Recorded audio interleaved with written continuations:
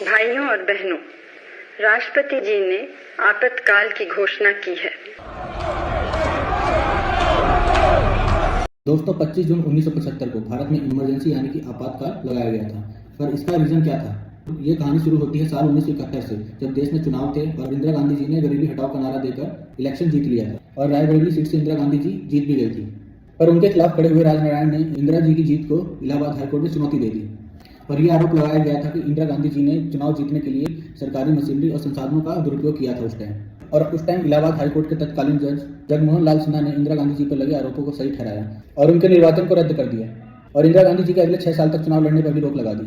और high court के फैसले को इंदिरा गांधी जी ने सुप्रीम कोर्ट में चुनौती दी, पर सुप्रीम कोर्ट ने भी इंदिरा गांधी जी को कोई राहत नहीं दी। मतलब इंदिरा गांधी जी का अब सत्ता से बाहर होना लगभग तय था। सत्ता खोने के डर से इंदिरा गांधी जी ने 25 जून 1975 को आपातकाल लगाने की प्लानिंग की और 25 जून की रात को उन्होंने पहले टाइप करे हुए डॉक्यूमेंट पर उस टाइम के तत्कालीन राष्ट्रपति फखरुद्दीन अली जी के साइन करा लिए, जबकि इसमें उन्होंने अपनी कैबिनेट का कोई समर्थन भी हासिल नहीं किया था।